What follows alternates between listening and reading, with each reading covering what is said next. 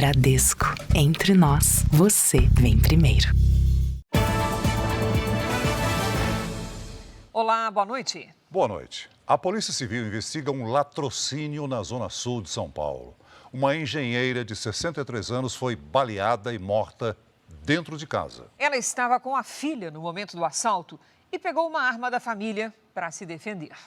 Um dos assaltantes percebeu e atirou.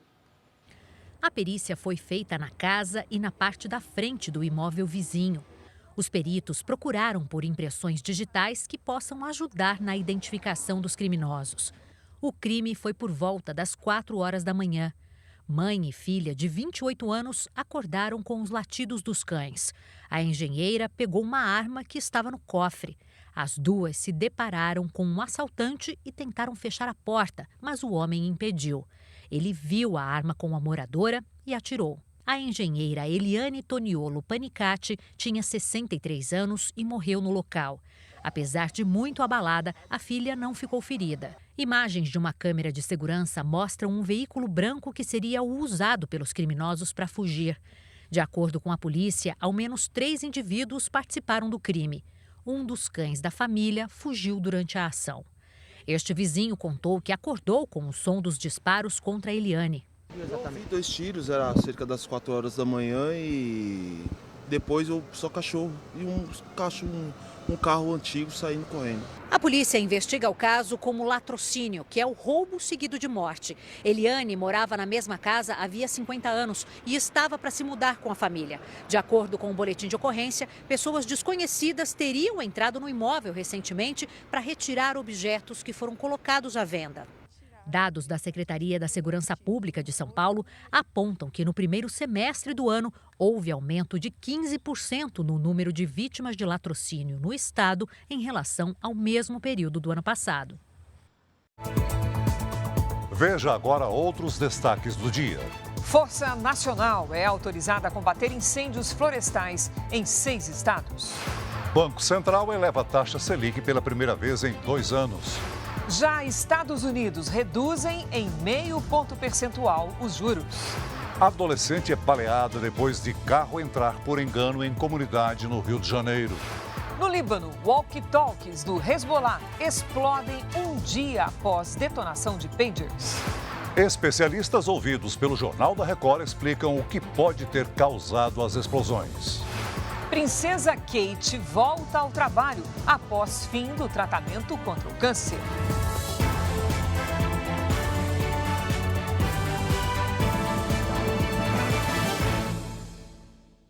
Oferecimento Bradesco, empréstimo, consórcio, investimentos e muito mais, tudo pelo app.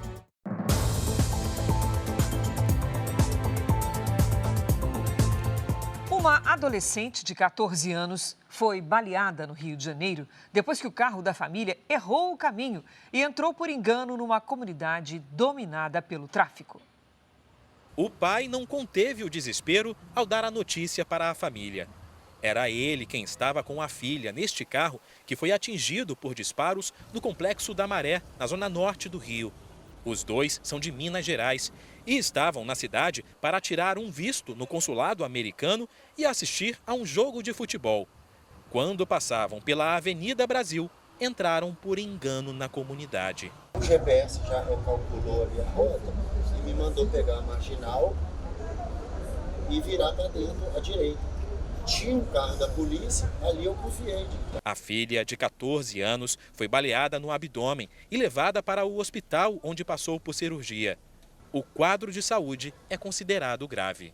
De acordo com a polícia militar, o motorista percebeu a presença de traficantes armados e tentou retornar. Mesmo assim, o carro foi atacado. A Polícia Civil tenta identificar os criminosos.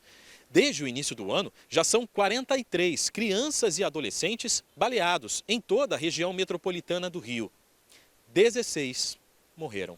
Nós temos uma questão de excesso de armas nas comunidades. Isso vem entrando pelas nossas fronteiras todo dia. Não são áreas que o Estado possa agir. E aí ficam essas armas e essas drogas dentro das nossas comunidades sendo vetores de violência. Para tentar coibir os golpes contra idosos, o governo de Minas Gerais sancionou uma lei que obriga as instituições financeiras a criarem campanhas de alerta sobre fraudes. Se os bancos não cumprirem a medida, serão multados em até R$50 mil. Eurilene caiu no primeiro golpe há 7 anos, quando deu entrada na documentação da aposentadoria. Eles mandaram um valor para minha conta como empréstimo consignado sem eu ter solicitado.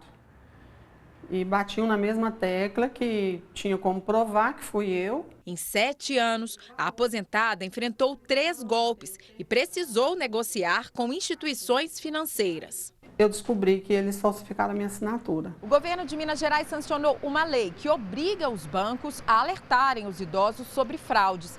A medida determina também a criação de campanhas educativas permanentes de combate aos golpes e estabelece multa de até R$50 mil para as instituições financeiras que não cumprirem as regras. De acordo com a nova lei, as campanhas devem priorizar prevenção e repressão aos crimes de estelionato contra idosos, proteção e auxílio às vítimas de golpe financeiro, além de divulgação das fraudes mais praticadas e dos meios para evitá-las. A lei deve entrar em vigor em até 180 dias. Enquanto isso, este especialista em direito do consumidor alerta sobre os cuidados que devem ser tomados para evitar golpes financeiros. Sempre desconfia, não segue em atendimento, não clica em link. E, de maneira geral, também é desconfiar de promoção, de valor, desconto, renegociação. Um motorista foi salvo pela blindagem do carro durante uma tentativa de assalto na zona norte do Rio de Janeiro. O flagrante foi registrado pela vítima de dentro do veículo. A blindagem da janela parou o tiro a queima-roupa. Logo após a tentativa frustrada de assalto, os criminosos fugiram numa moto. O patrulhamento foi reforçado na região. A polícia militar ainda não localizou os suspeitos. O Líbano registrou hoje novas explosões de aparelhos de comunicação. Dessa vez, foram dezenas de rádios walkie-talkies. Em 2 dias, pelo menos 32 pessoas morreram. A câmera de uma loja mostra o momento em que um dos dispositivos explode. Pelo menos outras 15 explosões aconteceram em áreas com forte presença do grupo terrorista Hezbollah, aliado do Hamas. Segundo autoridades, painéis solares e outros equipamentos eletrônicos também explodiram. Todos os casos foram parecidos com os de ontem. Aconteceram quase ao mesmo tempo e sem que ninguém percebesse ou pudesse dar um alerta.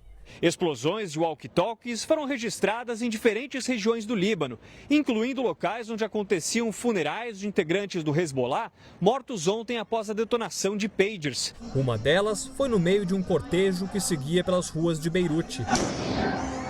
O grupo extremista acusou a inteligência israelense de ter coordenado as detonações e prometeu uma resposta. Israel não se manifestou. Uma reportagem do jornal americano The New York Times afirma que os pagers foram encomendados à fábrica Gold Apollo de Taiwan.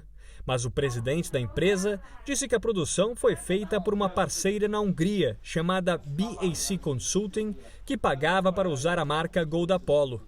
A empresa húngara negou estar envolvida em qualquer tipo de sabotagem. Hoje, o ministro da Defesa de Israel disse que a guerra entrou em uma nova fase com foco no norte do país, onde o Hezbollah realiza ataques diários. Estamos desviando forças, recursos e energia para a região, disse Yoav Gallant. O Conselho de Segurança da ONU convocou uma reunião de emergência para analisar as explosões em série no Oriente Médio. Os pagers, aparelhos de comunicação populares nos anos 90, podem ter explodido no Líbano depois da emissão de um sinal eletrônico. Segundo especialistas ouvidos pelo Jornal da Record, tudo indica que os equipamentos foram modificados para provocar as detonações. As explosões dos pagers, ou bips, como eram chamados aqui no Brasil, foram em sequência e atingiram as vítimas principalmente na cabeça, nas mãos e na região da cintura.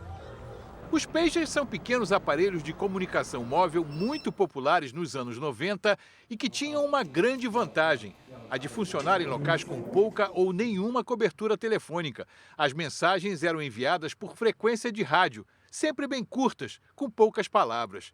A chegada dos celulares marcou o declínio e praticamente a extinção dos pagers. O Hezbollah adotou o uso do equipamento para evitar o rastreamento dos telefones utilizados por integrantes do grupo. Os pagers foram usados para atingir cirurgicamente integrantes e militantes do Hezbollah. Segundo a imprensa internacional, os aparelhos emitiram um sinal sonoro simulando uma mensagem da liderança do grupo. E aí explodiram. Este especialista em Oriente Médio diz que é bem possível que o serviço secreto israelense, o Mossad, seja o responsável por incluir pequenas cargas explosivas nos aparelhos ainda durante a fabricação. Tudo indica que o Mossad está por trás da preparação desses pagers para serem explodidos. É uma empresa de Taiwan que tem uma fábrica na Hungria e que provavelmente, de alguma forma, os israelenses tiveram acesso à linha de produção. O especialista em engenharia da computação concorda. Segundo ele, um superaquecimento das baterias jamais levaria à explosão dos pagers. A capacidade de armazenamento da bateria é muito pequena a ponto de, ao sobreaquecer, explodir para efetivamente matar uma pessoa. O que favorece muito o indício de que ou era uma bateria modificada ou era efetivamente um explosivo e aí ao sobreaquecer ele estourava. Para os dois especialistas, as explosões têm como consequência imediata a perda da capacidade de comunicação entre os integrantes do Hezbollah. Vão ter que usar mensageiros que levam mensagens para os terroristas espalhados pelo país, e isso diminui significativamente a capacidade de coordenação das atividades do Hezbollah. Hora da previsão do tempo. Não chove em boa parte do país há quase 5 meses. Vamos conversar com a Giovana Rizardo para saber que capitais enfrentam os períodos mais longos de seca. Oi, Giovana, boa noite. Conta pra gente. Conto sim, Cris. Boa noite para você, boa noite para o Celso. Boa noite a você também que nos acompanha. A seca atinge municípios das regiões Sudeste, Centro-Oeste, Norte e Nordeste. Neste que é um dos piores períodos de seca da história do país, 6 capitais brasileiras já estão há mais de 100 dias sem chuva boa, aquela que ajuda a encher reservatórios. Pelas estações do Instituto Nacional de Meteorologia, Goiânia está há 160 dias sem chuva. Depois vem Cuiabá e Belo Horizonte, com 153 e 152 dias. A capital federal registra 148 dias de seca. Palmas e Teresina acumulam 125 e 123 dias. A previsão é que setembro termine ainda com tempo firme. Já no Rio Grande do Sul, a previsão para esta quinta-feira é de temporais e ventanias. A chuva mais pesada cai sobre Uruguaiana, Bagé e Chuí. À tarde, as máximas ficam entre 23 e 27 graus. Em quase todo o Brasil, hoje foi mais um dia ensolarado. Neste momento, chove em pontos isolados na região norte. Amanhã, os ventos úmidos e o ar quente formam nuvens carregadas entre as capitais Salvador e Natal e no extremo norte do país. Na grande área aqui do mapa, quinta-feira com tempo aberto. À tarde, faz até 27 graus em Porto Alegre e em São Paulo. Em Brasília, máxima de 32, em Teresina, 38 e até 37 em Rio Branco. Vamos à sua participação aqui no Jornal da Record. A primeira é da Helena, de Uberlândia, Minas Gerais. Bem-vinda, Helena. Até o fim da semana, os destaques são calor e tempo seco. Na quinta, máxima de 34 graus e faz até 36 no sábado. O Sérgio é de Nova Petrópolis, no Rio Grande do Sul. Boa noite, Sérgio. Amanhã dia nublado e não chove, faz até 26 graus. Na sexta, chuva a qualquer hora. Os termômetros não passam dos 21. No sábado, o sol volta a esquentar. Para participar do Tempo Delivery, poste o nome de uma cidade nas redes sociais com a hashtag você no JR. Cris, Celso. Obrigada, Giovana. Veja a seguir. Rede Social X volta a funcionar no Brasil, mesmo suspensa por decisão do ministro Alexandre de Moraes, do STF. Força Nacional vai reforçar o combate a incêndios em 6 estados.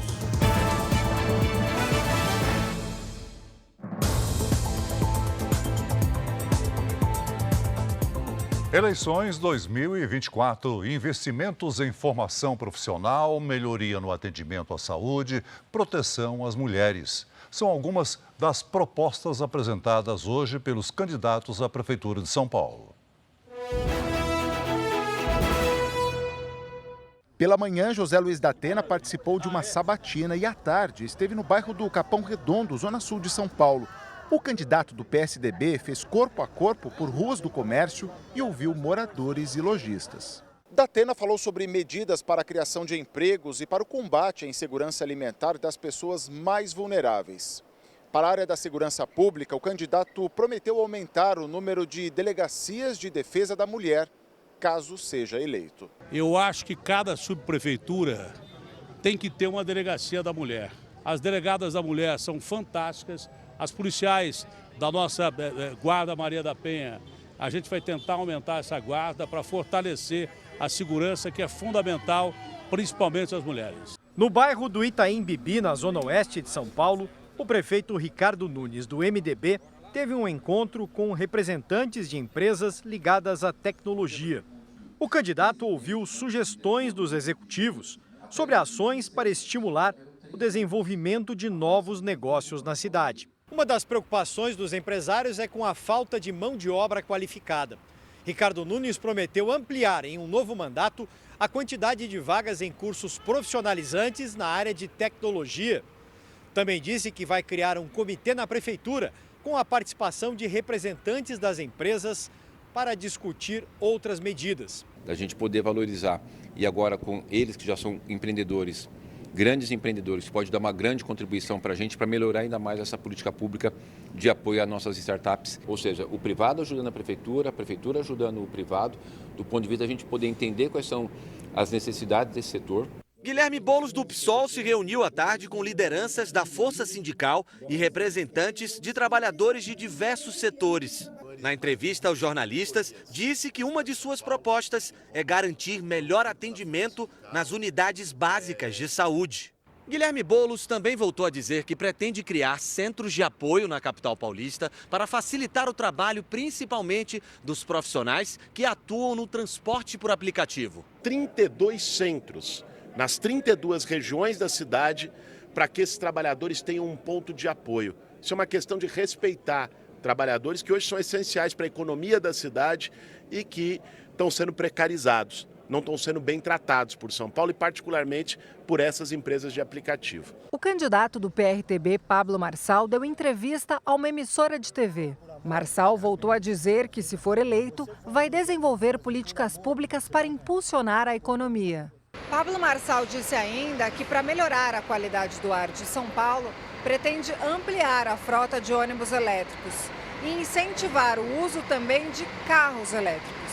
A gente consegue mudar essa frota inteira aí até 2035, para você ter uma ideia. Então, é 10 anos trocando uma frota, são quase 13 mil ônibus, mas a gente tem que pegar no pé, né? Nessas revisões de contrato e nos próximos contratos, a gente não admitir mais, porque a cidade está inchada. Dá um desconto vantajoso para carros elétricos, para a gente eletrificar a frota. Depois de participar de sabatina num canal de TV, a candidata Tabata Amaral, do PSB, fez uma caminhada de mulheres no Anhangabaú, região central da cidade. Tabata defendeu mais proteção às mulheres vítimas de ameaças e mais rigor na apuração de crimes como estupro e feminicídio. Uma coisa mais basilar é falar da segurança das mulheres. Por que é que a gente tem apenas 137 guardas na Patrulha Maria da Penha?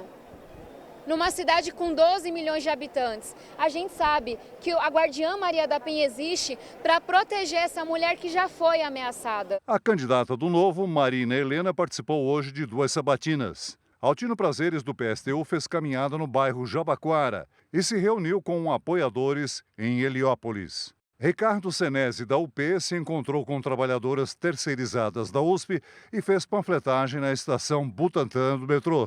João Pimenta, do PCO, deu entrevista a um jornal. Bebeto Haddad, da DC, não teve agenda pública de campanha.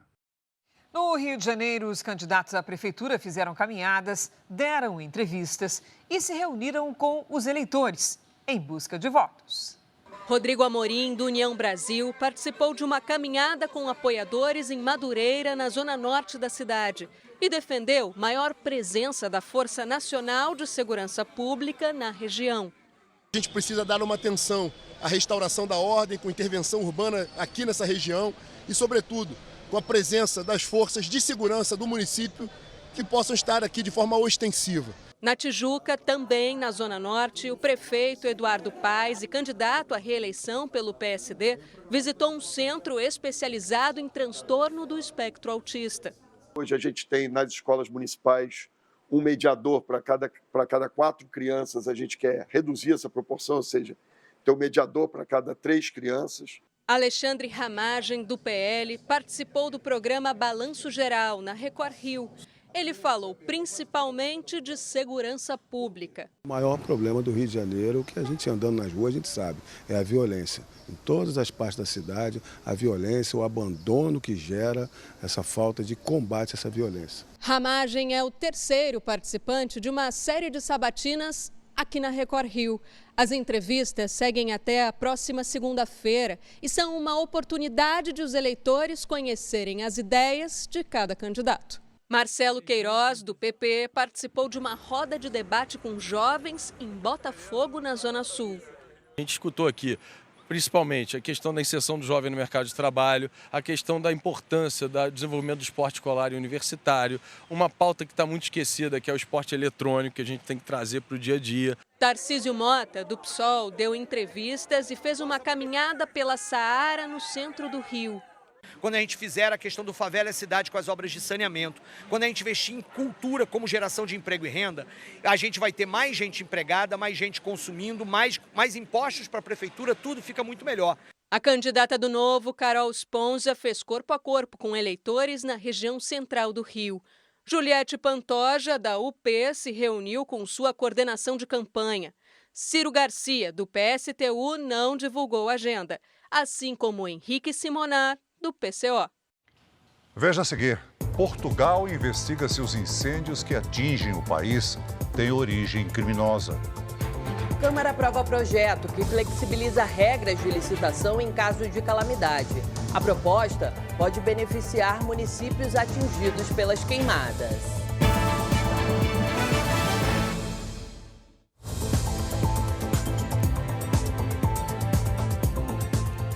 O governo português investiga se os incêndios que atingem o país têm origem criminosa. Moradores têm se juntado aos bombeiros no combate às chamas, enquanto outros países enviam reforços. Desolado, Paulo Fernandes viu o fogo destruir o trabalho de uma vida inteira. Como os bombeiros não chegaram a tempo, ele fez o que pôde. Estão muito dispersos na zona e eles não chegam a todo lado também. Vamos contar com isso. Os 5.000 bombeiros distribuídos pelo país não conseguem dar conta dos incêndios. São os moradores que, sem alternativa, se juntam aos profissionais para evitar o avanço das chamas. Nós unimos todos, foi aqui, mesmo pessoas que vieram de mais longe, vieram para cá, ajudaram. Mas são muitas as dificuldades porque a companhia de abastecimento não tem garantido o fornecimento. E é preciso energia elétrica para retirar a água dos poços nas propriedades. Não falta luz. Porque a Coreia já aí, já temos água. Hoje chegaram ao país cerca de 250 homens do Corpo de Bombeiros da Espanha e de Marrocos, além de aviões da França e da Itália que se juntam às aeronaves espanholas. A região norte do país é a mais atingida e o alerta foi estendido até a próxima quinta-feira por causa das altas temperaturas e também do vento forte. Segundo o Sistema Europeu de Informação sobre Incêndios Florestais, desde domingo foi destruída uma área equivalente a 70.000 campos de futebol. Apesar das condições climáticas favoráveis, a polícia portuguesa investiga se, em alguns casos, o incêndio foi criminoso. 7 suspeitos foram presos. Até agora, já são mais de 120 feridos e 5 mortos, entre eles o brasileiro Carlos Eduardo Neves, de 28 anos, que morava há 5 anos no país. O corpo dele foi encontrado carbonizado. Testemunhas contaram que Carlos foi cercado pelo fogo enquanto tentava recuperar um equipamento da empresa onde trabalhava. Eu não sei nem explicar o porquê isso aconteceu com ele, porque ele não merecia. 23 pessoas morreram na passagem da tempestade Boris nas regiões central e leste da Europa. Na República Tcheca, o corpo de mais uma vítima que estava desaparecida desde domingo foi encontrado hoje. As fortes chuvas que atingem a Europa desde a semana passada também deixaram mortos na Áustria, Polônia e Romênia. Nesses 3 países, houve cortes de energia e centenas de casas e rodovias foram danificadas. As autoridades ainda calculam os prejuízos causados pela tempestade. A empresa URB, antiga hotel urbano, está prestes a fechar um acordo com o governo federal para ressarcir os valores das viagens canceladas. Para os clientes, a longa espera só aumenta a angústia por uma solução definitiva. Era um sonho da Sandra viajar para o exterior. Quando viu a promoção na internet, não pensou 2 vezes. Comprou um pacote para o Caribe e outro para o Rio Grande do Norte. O da Ponta Cana foi o que me deixou mais, assim, chateada mesmo, triste, porque era um sonho, né, que eu tinha de viajar para Ponta Cana. A podóloga descobriu o prejuízo quando os vouchers não chegaram no prazo determinado. A Sandra pagou R$ 3.500 pelos 2 pacotes. Não viajou e nunca recebeu dinheiro de volta. Ao ver que a plataforma continua funcionando, ela ficou indignada. Um monte de pacote no site, tudo disponível para venda. Olha, não estou acreditando nisso, gente. O número de denúncias contra a empresa no site da Secretaria Nacional do Consumidor do Ministério da Justiça chega a 83 mil reclamações. Problemas com devolução representam 48% dos casos. Ofertas não cumpridas, 32%. A plataforma tenta validar um acordo com a Secretaria Nacional do Consumidor para ressarcir os clientes que foram prejudicados. O termo de ajustamento de conduta estaria na fase final de elaboração, para contemplar os consumidores que fecharam pacotes entre janeiro de 2019 e maio de 2023 e que, por algum motivo, não tiveram contrato cumprido. Nós já fizemos várias rodadas de negociação, de discussões. A minuta está muito próxima do final dessa redação. Nós já podemos, inclusive, avançar no processo, já pensando na assinatura dele. O acordo prevê a criação de um sistema online para os clientes escolherem como receber seus créditos, se em viagens futuras ou ressarcimento dos valores corrigidos. A vantagem do consumidor é que ele não vai precisar entrar em juízo, ele não vai precisar ter nenhum outro custo, ele não vai precisar ter uma longa espera. Os consumidores, como a Sandra, serão notificados do acordo logo que for assinado e a plataforma dos pagamentos entrar em funcionamento. Viajar com a URB, eu acho que mesmo que eles chegassem para mim e falassem, Sandra, está aqui, eu tenho muito medo. Por nota, a URB disse que segue com negociações para conciliar os interesses do consumidor e da empresa. Um grave acidente envolvendo uma carreta interditou uma importante rodovia em São Paulo. O caminhão carregado com 30 toneladas de produto químico tombou e pegou fogo no trecho da rodovia Bandeirantes, em Santa Bárbara do Oeste. O acidente interditou por 2 horas a pista no sentido capital-interior. O motorista não se feriu. A Força Nacional de Segurança vai ajudar a combater os incêndios em 6 estados. Vamos saber dos detalhes com Luiz Fara Monteiro, direto de Brasília. Olá, Fara, boa noite. Oi, Cris, boa noite a você, ao Celso e a todos que acompanham o Jornal da Record essa noite. Mais de 4 mil municípios em todo o país e o Distrito Federal ainda são afetados pelas queimadas e a estiagem. O fogo no Parque Nacional de Brasília, a 15 quilômetros do Palácio do Planalto, está sob controle depois de 3 dias de combate às chamas. Mas os focos de incêndio ainda consomem a vegetação do Parque Nacional dos Veadeiros, em Goiás. A situação se repete em outras regiões do país. O tempo seco, as queimadas e a fumaça dos incêndios florestais afetam mais de 4.000 municípios. E para ajudar no combate aos incêndios, o Ministério da Justiça autorizou o envio da Força Nacional a 6 estados: Acre, Rondônia, Amazonas, Roraima, Pará e Mato Grosso.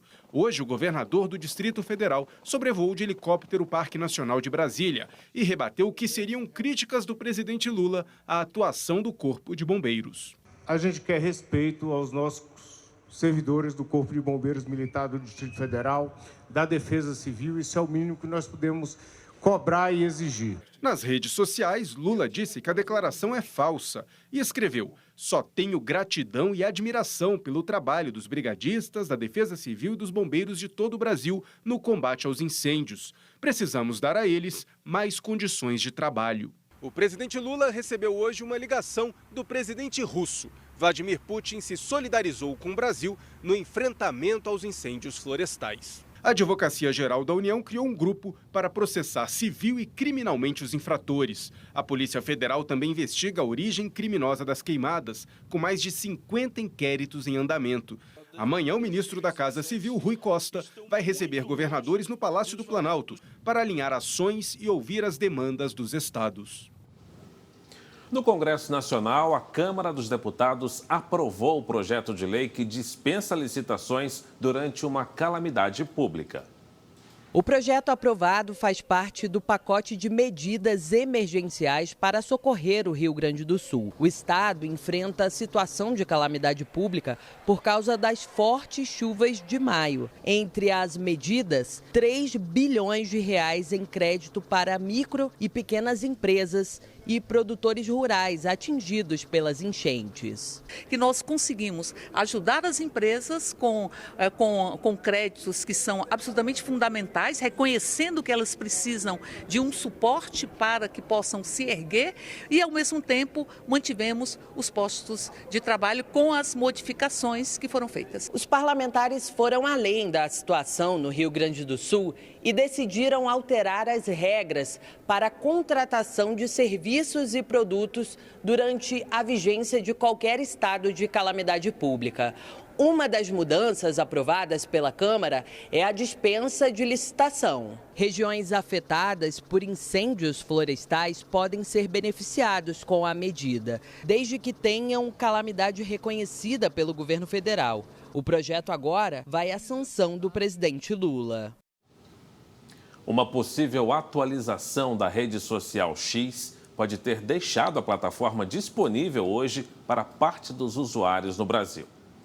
A rede continua suspensa por decisão do ministro Alexandre de Moraes do Supremo Tribunal Federal. E a Agência Nacional de Telecomunicações, Anatel, estuda como bloquear novamente o acesso total à plataforma. Fontes da Anatel confirmaram ao Jornal da Record que a rede X do bilionário Elon Musk mudou um endereço de servidor. A medida teria driblado o bloqueio das operadoras à plataforma em todo o Brasil. É normal atualizar as redes sempre que precisa, os aplicativos. Mas essa é uma mudança, claramente, foi para poder ter um acesso ao Brasil do X. Porque ele não está usando diretamente a rede do X. Ele está usando uma rede de terceiros. A rede ficou disponível parcialmente em todo o país. O ex-presidente Jair Bolsonaro escreveu: "Parabenizo a todos pela pressão que fazem as engrenagens circular na defesa da democracia no Brasil. Nos últimos dias, os brasileiros testemunharam acontecimentos que lançaram ainda mais luz sobre os graves retrocessos à liberdade no Brasil." A rede social foi suspensa em 30 de agosto, depois de descumprir a ordem de indicar um representante legal no país, como determina a legislação brasileira. Na semana passada, o ministro Alexandre de Moraes mandou transferir quase 19 milhões de reais de outra empresa de Elon Musk, a Starlink, para quitar multas aplicadas ao X, mas manteve o acesso à rede suspenso. Aqui no Supremo, o gabinete do ministro Alexandre de Moraes monitora o caso a partir das informações repassadas pela Anatel. A agência estuda como fazer o bloqueio da nova empresa de servidores, que passou a oferecer o acesso à rede social no Brasil. Eu fico por aqui. Para você saber mais notícias de Brasília, é só acessar o r7.com. Voltamos ao estúdio do JR em São Paulo. Cris e Celso. Obrigada, Farah. Veja a seguir, o Banco Central aumenta a taxa básica de juros pela primeira vez em mais de 2 anos. Pesquisa aponta que o índice de popularidade do candidato Donald Trump subiu, enquanto o de Kamala Harris caiu.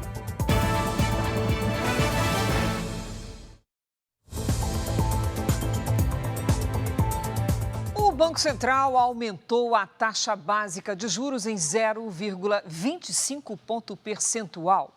A Narla Aguiar tem os detalhes em Brasília. Boa noite, Narla. Boa noite, Cris e Celso. Este foi o primeiro aumento da taxa Selic desde o início deste governo Lula. A decisão do Comitê de Política Monetária de aumentar a taxa Selic para 10,75% ao ano já era esperada pelo mercado financeiro. E a expectativa é de que a taxa continue subindo até o final do ano. O Banco Central utiliza a alta nos juros principalmente para tentar conter a inflação, mas a alteração demora de 6 a 18 meses para ter impacto na economia. O presidente Lula tem feito muitas críticas aos juros altos no Brasil. E o governo espera para o dia 8 de outubro a aprovação no Senado do nome de Gabriel Galípolo para a presidência do Banco Central a partir do ano que vem. O ministro da Fazenda, Fernando Haddad, comentou agora há pouco a decisão do Copom. Mas eu penso que agora deve entrar numa trajetória de cortes e eu penso que isso vai ser duradouro. Não acredito que 2025, 2026 nós tenhamos surpresas, o que é ótimo para o Brasil e para o mundo, né? Porque isso dá um alívio doméstico grande e nos coloca uma responsabilidade de continuar fazendo um trabalho de arrumação da casa aqui, para colher os frutos desses ventos favoráveis. Nos Estados Unidos, o movimento foi contrário, como conta o repórter Vandrei Pereira. Aqui nos Estados Unidos, o Federal Reserve, o Banco Central americano, cortou hoje a taxa de referência dos juros no país em 0,5 ponto percentual. É a primeira redução em 4 anos. Uma queda do índice já era esperada pelos especialistas, mas a intensidade do corte surpreendeu parte do mercado. Agora, a taxa básica oscila numa faixa entre 4,75% e 5%. E a expectativa para as próximas reuniões é de mais cortes. No comunicado à imprensa, o Federal Reserve disse que houve aumento da confiança na economia depois que a inflação começou a cair de forma sustentável e enquanto o índice de desemprego se mantém equilibrado. Em meio à corrida eleitoral, o governo Biden comemora a redução da taxa, estagnada desde julho do ano passado. Mas esse corte pode ter vindo muito perto das eleições e assim não daria tempo da população sentir os efeitos da medida no custo de vida, um ponto crítico da campanha democrata. E também nos Estados Unidos, uma pesquisa aponta que a popularidade do candidato Donald Trump subiu e a de Kamala Harris registrou queda.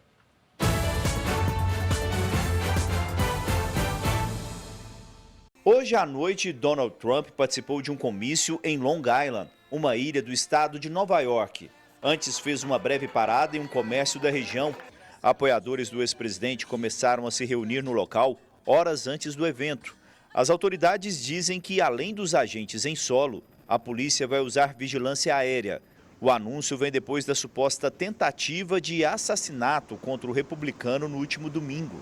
Em entrevista para um canal de TV aqui dos Estados Unidos, um ex-diretor do FBI, a Polícia Federal Americana, afirmou que o país ainda terá pela frente muitos casos de violência política. Andrew McCabe disse que os agentes de segurança que deveriam proteger a todos estão sobrecarregados e investigando mais casos do que são capazes de lidar. No evento de ontem, Trump afirmou que ser presidente é um negócio perigoso e que recebeu um telefonema da adversária, Kamala Harris, que teria sido solidária na conversa. Uma pesquisa divulgada hoje mostra que a popularidade de Trump subiu de 41% para 46% na comparação com o levantamento anterior.